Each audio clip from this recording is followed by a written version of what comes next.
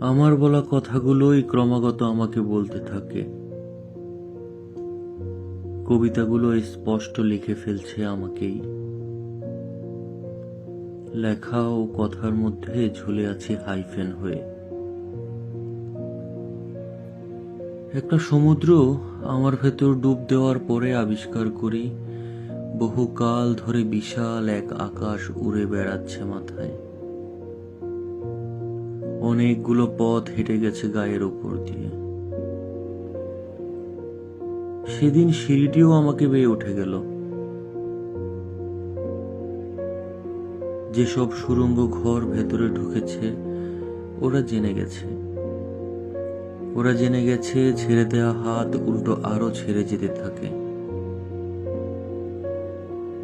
আয়নার ভেতর তাকিয়ে নিঃশর্তে জায়গা বদল করি।